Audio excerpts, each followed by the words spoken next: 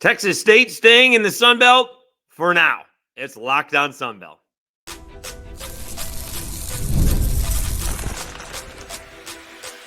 You are Locked On Sun Belt, your daily podcast on the Sun Belt Conference, part of the Locked On Podcast Network, your team every day. All right, welcome back to another edition of Locked On Sun Belt, your team every day. Today's episode brought to you by FanDuel. Place your first $5 bet and you'll get started with $200 in bonus bets guaranteed. Visit FanDuel.com to get started. All right, we will get to Texas State and Troy. That game is coming up later tonight.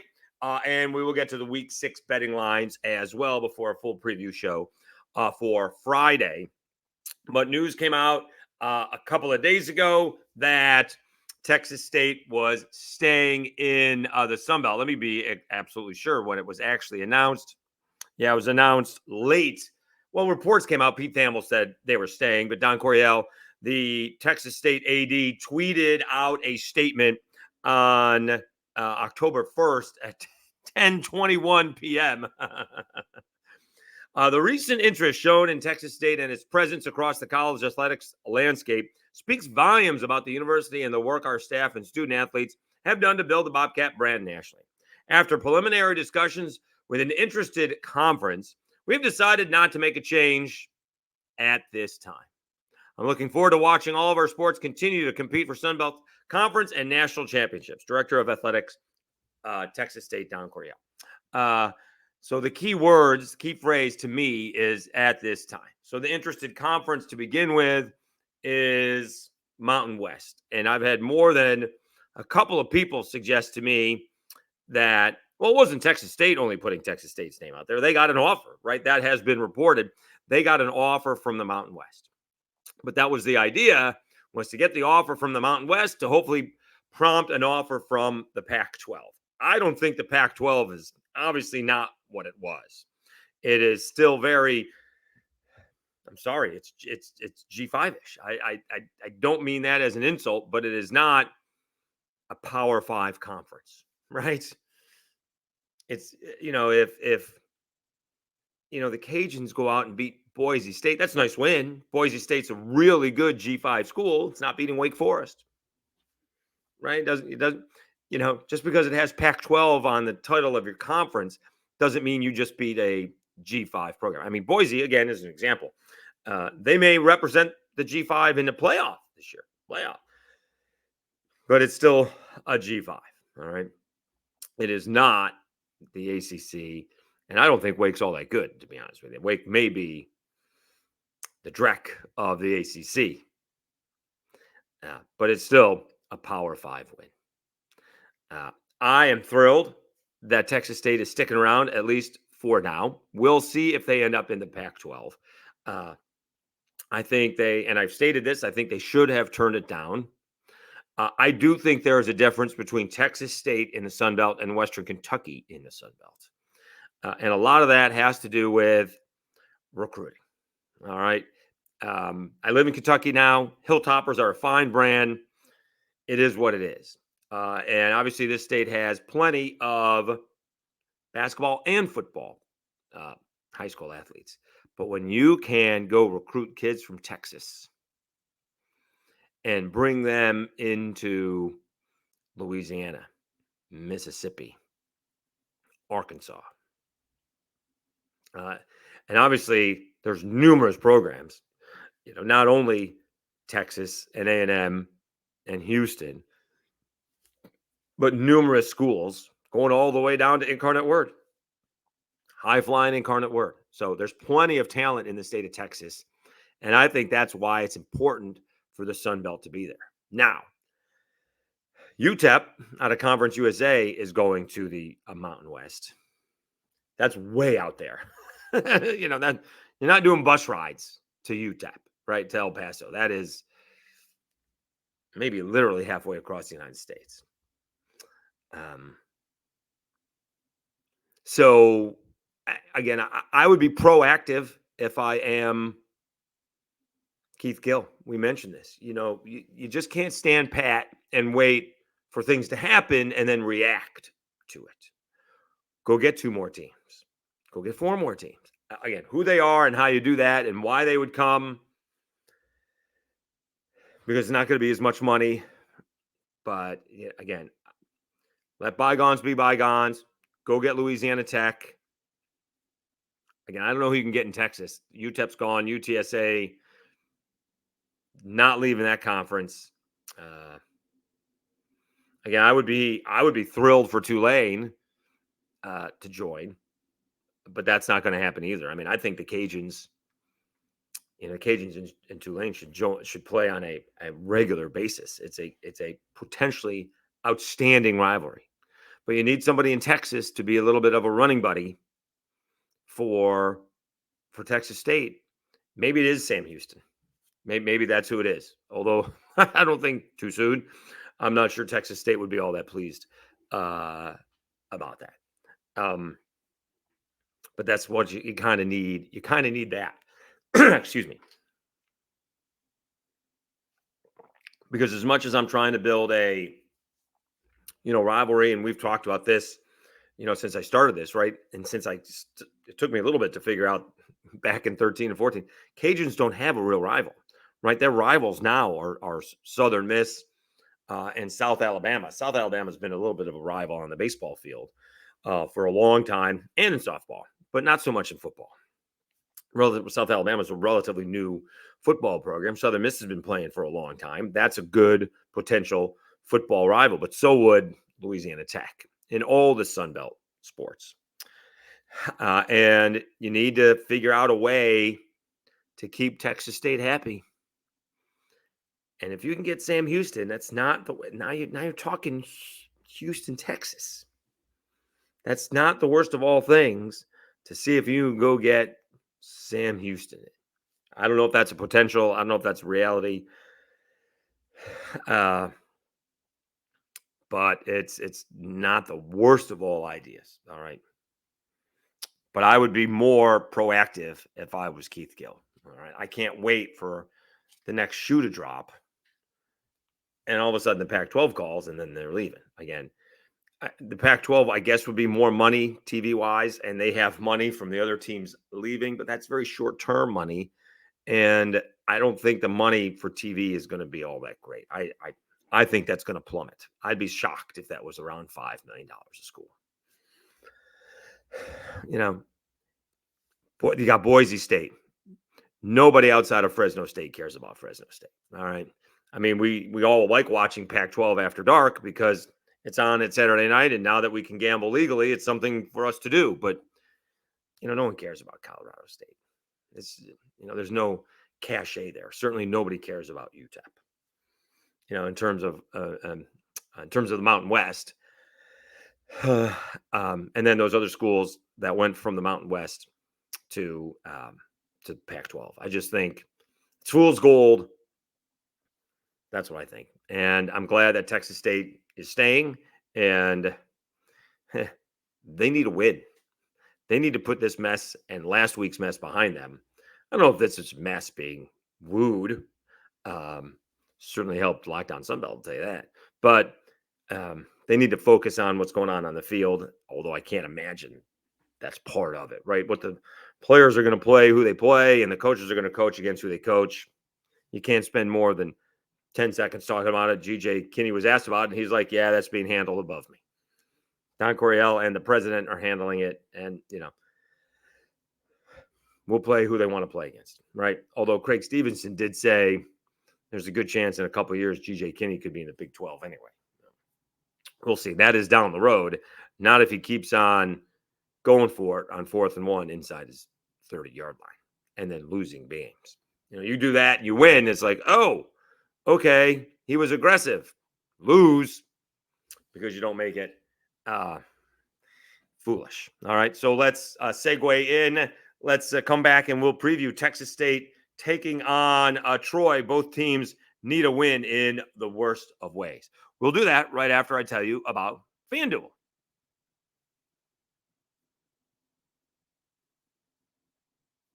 Hey, NFL fans, you can start the season with a big return on FanDuel, America's #1 sportsbook.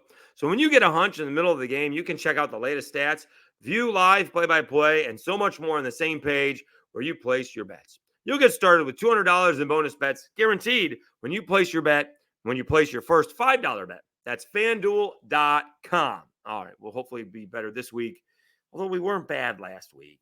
I'm not sure it was a winning week, but 2 weeks ago was really bad after a really good week, but that tends to happen with me.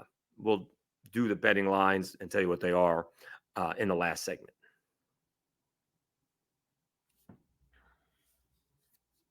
All right, Dave Schultz, Locked On Sunbelt, your team every day, talking about betting lines. Texas State going into Troy, a little bit odd here. Only a 13-point favorite. All right, now winning on the road is tough, and we don't know who is the quarterback for Troy. Is it Goose Crowder? Is he, healthy? I mean, they haven't moved the ball all that much anyways. And then you got Tucker Kilgrease, who is, well, I thought he was third string. You got Matthew Caldwell as well. So it's an issue, right? And, Goose Crowder having a pretty good year, almost 70%, 5 touchdowns, no interceptions. The offense has just not moved without Goose Crowder in there. And it's a short week. He was banged up against ULM, and they need a win in the worst of ways. Texas State, and we'll get into this more tomorrow, right? We're going to find out a lot about South Alabama this week. Are they for real? Was it who they were playing? Are they a facade? Or do they go into Arkansas State and take down the Red Wolves? But Troy, that's what Troy is facing. They're at South Alabama. They're at Arkansas State. They're getting Coastal Carolina at home. Then they're at Georgia Southern, and then they're at Louisiana. They're already a 2-touchdown underdog at home against Texas State. They're not going to be favored on the road against South Alabama. They're not going to be favored on the road against Arkansas State. They probably won't be favored against Coastal Carolina at home, and they won't be favored on the road against Georgia Southern and Louisiana. And again, they need wins badly. I mean, is their next win going to be Southern Miss? Or we're looking at a 2-win Troy team. I mean, injuries are one thing, but they just haven't looked very good at all. On the other side, you have Texas State. Game is on ESPNU, so they have a chance to bounce back after what was, again, a brutal loss. None of these games come down to one play. Sometimes it looks that way. Sometimes it feels that way, right? That this game didn't change per se when, Texas State, goes for it. I mean, they got stopped twice, right? They got stopped on the Sam Houston 37, and then they got stopped again on, let me see here, on the Texas State on the Texas State 24-yard line. All right. So that play would seem to have stopped it, but again, this game was 22-0. Make sure we understand that. 22-0 and 39-21. So there were plenty of plays that changed the outcome of the game. Going forward on 4th and 1 on your own 24-yard line is a really easy, play to go after on the decision. Forget about the execution. But obviously much more went into blowing a 22-point first quarter lead and an 18-point third quarter lead, although at the beginning of the third quarter, right? Like they stopped scoring. They came out and scored the first drive of the second half. They got a 3-and-out, right? I mean, Sam Houston State got back into it, down 22-0. They're trailing 32-21, and Texas State gets a 3-and-out. And then Texas State goes down and puts a 9-play, 69-yard, nice drive for a touchdown together, and it's 39-21. And then the offense stopped. They got stopped a couple of times. The defense, went poo-pooed. I mean, here's the thing, even after the touchdown, Sam Houston missed a field goal. And then back-to-back possessions, Texas State got stopped on 4th down and short. And then after the Sam Houston touchdown to make it a 5-point game, Texas State went 3 and out. It's like all the wind out of their sails came out totally after they got stopped a couple of times and lost their confidence. Whereas, go to that Cajuns Wake ball game, which was, again, a just for the Cajuns to always be ahead, right? I think the only time Wake had the ball with a chance to win the game was at the end. That was it. Because the Cajuns always were up at least, I thought, always 7 points. Like, I think the Cajuns got the ball. They scored at the end of the half, a field goal. And then I think Wake was able to put a field goal on the board. And I'm not talking about taking the lead with a 2-point conversion. I'm talking about with a touchdown. And so and then the Cajuns came back out and I think scored a field goal to begin the second half. And they were always up by 7. Let me see. But Wake just kept on coming back, and more Cajuns got kicked out of the game for targeting. But again, Wake just never had that chance, and they could have wilted at any point in time. In fact, the Cajuns went up 21-10, and Wake came down and scored a touchdown in about a minute, made it 21-14. Cajuns did get a field goal, 50-yarder from Kenny Almendarez to make it 24-17. Wake tied it. Cajuns take the lead. Wake tied it. Cajuns take the lead. Wake tied it. Cajuns take the lead, and then doink, the Cajuns won. So the wind never came out of their sails, and they certainly had plenty of reasons why it could have, right? They kept on getting key defensive players kicked out. Some unfortunate. Tyrone Lewis's hit on the wide receiver is unfortunate. I'm not saying it wasn't targeting. It was, but that's the wide receiver going up and coming back down, and Lewis hitting him in the head. Whereas if he makes the catch up high, then you're hitting him in the stomach. Defensive linebacker, propels himself in the air to hit the quarterback in the head. It's just foolish. But in the fourth quarter, when you dislocate a kid's shoulder because you put the hit on the shoulder, it should not be targeting. So whereas Texas State seemed to fall apart last week, the more Sam Houston came back, and give Wake credit, they wouldn't go away. Every time, the offense scored, the defense couldn't get a stop. But the Cajuns just kept on going. And obviously fortunate that they were able to hang on for the win with the long field goal off the upright and another Brian Maggard victory leap underneath the goalposts. I will take in this ball game. I'm going to take Texas State. What did I say it was? It was 13. I'm going to go Texas State. I don't happen to think this game is going to be very close. And to me, this is going to be a lot more about Texas State than for Troy. If Troy has Goose Crowder playing, then it could be close.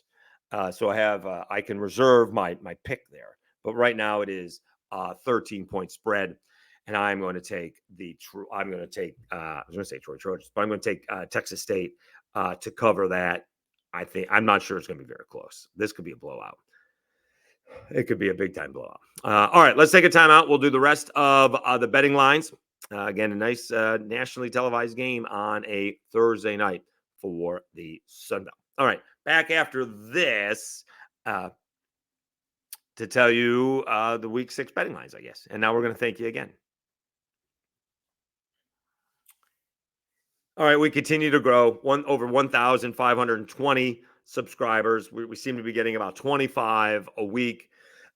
We've started to get those access to an AI program that helps me chop it up. Choppity is the name of it, if you want to know.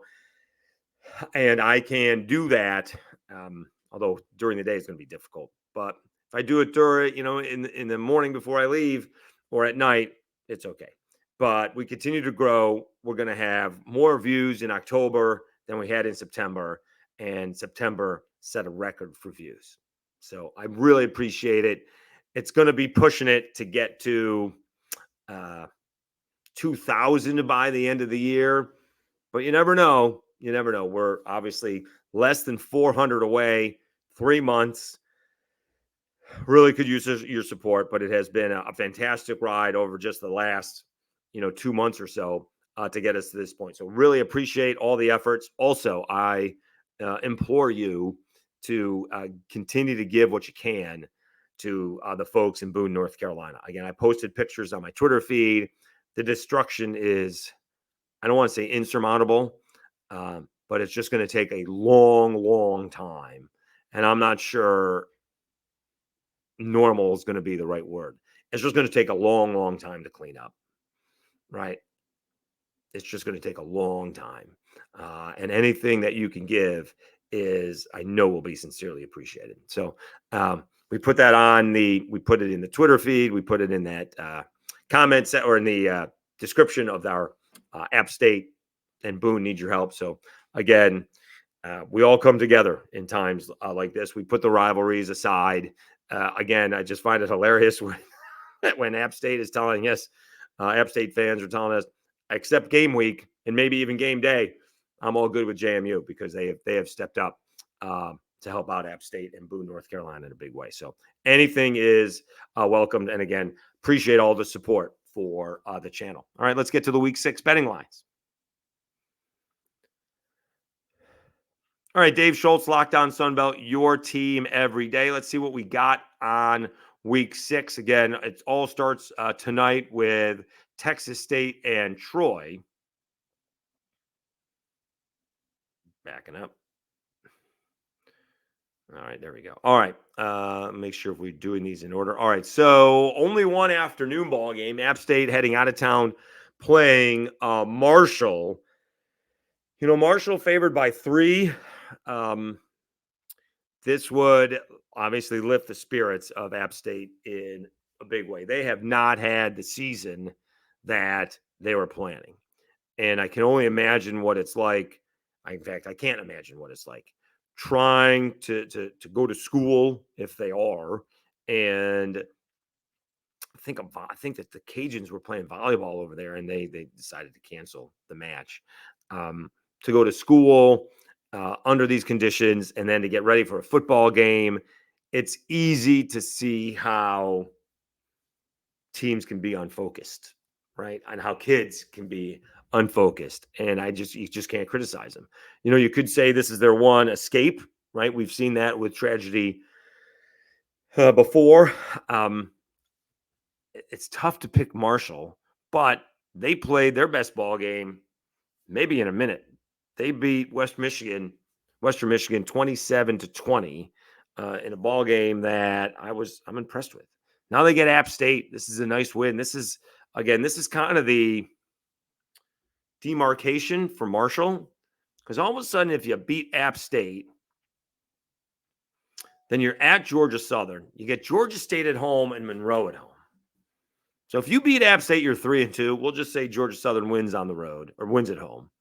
Then can you beat Georgia State and Monroe at home? Then all of a sudden you're 5-3. You're going to Southern Miss. Southern Miss has their issues. That's 6-3. You get Coastal Carolina at home. Okay, that's 7-3. Now you've already going to a bowl game. You do finish at Old Dominion and at James Madison, so not easy. So 3 of the last 4 are on the road, whereas you're in the middle of 3 and 4, 3 or 4 at home. So this is a big ball game for Marshall. I'm going to take the Thundering Herd, although I wouldn't be surprised if App State comes up with an inspired performance. You got Coastal Carolina taking on Old Dominion. Coastal Carolina favored by 5. Coastal Carolina, they did lose to Virginia. Didn't look very good. Maybe they haven't played anybody great. Jacksonville State, William and Mary, and Temple. Old Dominion coming off their best only win of the year against Bowling Green. It's a tough game on the road, but I would have told you Bowling Green was a tough game on the road before. Let's see if Coastal can step up and get it done at home. I will take the Chanticleers. This is the ball game that we're going to find out if South Alabama is for real or not. This is the kind of ball game where this is also a demarcation line for the Jaguars. It's on the road. Arkansas State is good. although hasn't been nearly as good as they had hoped for. South Alabama is explosive. We'll take the LSU game for what it is. We'll see who's healthy. Gio Lopez, 10 touchdowns and 0 interceptions so far this season. We'll see if they can run the ball. Fluff Bothwell has been outstanding.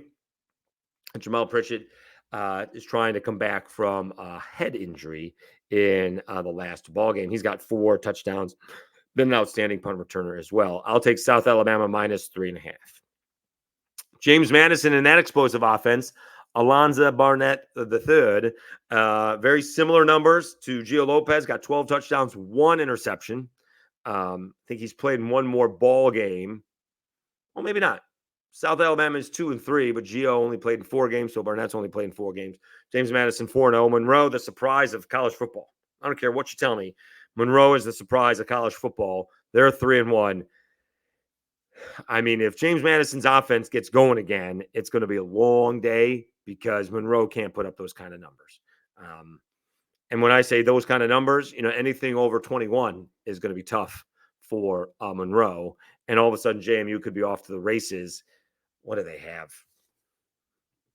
I mean, South Alabama had 135 yards, 135 points in 2 ball games, and James Madison has 133 in 2 ball games. I think James Madison is going to win this ball game. I'd like to see if Monroe can cover. If Monroe is covering this game, they're going to have a shot to win it. That's what I think. It's either going to be, I think it's either one or the other. I think it's going to be a close win for James Madison or a blowout. I would be shocked if UL Monroe won this game. Now I'm talking 3 ways out of my mouth. I'd love to see Monroe pull this off. It would be shocking if they did. This would be a huge win for Coach Brian Vincent and Monroe. Again, the offense has just not been there. The defense is tough. Maybe, again, if this is one of those games, we mentioned it, hasn't happened yet, right? App State against Clemson.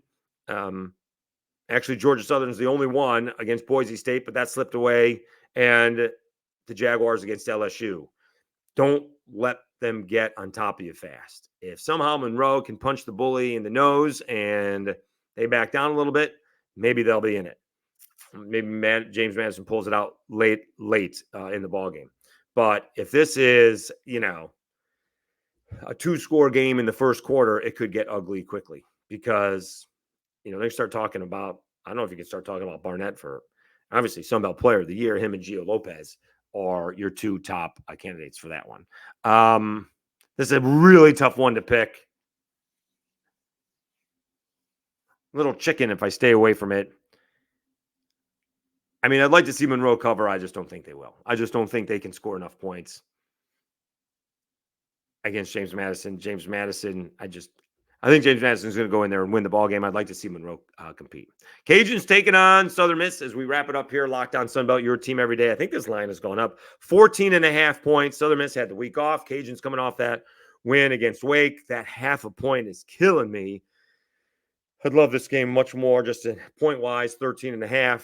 I'm going to take the Cajuns in this, probably a little bit of a homer pick, although you guys know I'm a big fan of the Fighting Will Halls. They have all kind of quarterback issues, and they listed all 3 quarterbacks as or. Tate Rodemaker, Ethan Crawford, and the freshman. So, or. So they don't know who's playing. We had Scott Watkins. They're having a tough time passing the football on first down, and they're having a tough time running it on second and third down. So, again, this is where, and Kevin Foote wrote about it, the Raging Cajuns beat writer. You want to, stop that roller coaster kind of ride like you had last year, go in and beat Southern Miss, because Southern Miss is just not playing well this year. Unfortunately, they're not a good football team.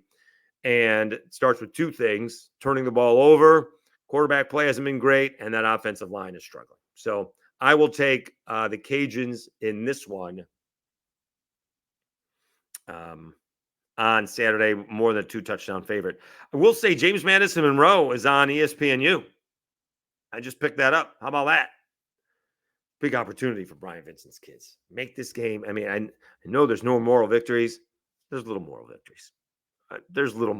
You go and compete against JMU. There's a big difference between There is a big difference between losing 45-10 and losing 28-17. There just is. There's a big difference. That's a big opportunity for ULM. All right. For those of us who do celebrate La Shana Tova, Happy New Year. We'll still have some podcasts throughout this week. And turns out Yom Kippur is on a Friday and Saturday, so I don't have to worry about that. We will be back again on Friday to preview the rest of those matchups. We kind of already did that, but we'll do it again and see if there's any conference news that comes up here on Thursday. Really appreciate everybody who subscribed. Over 1,500 of you. We're going to get close to that 2,000 by the end of 2024. All right. All the best. And you've been watching Locked On Sunbelt, your team every day. Have a great Thursday, everybody. We'll talk to you again on Friday.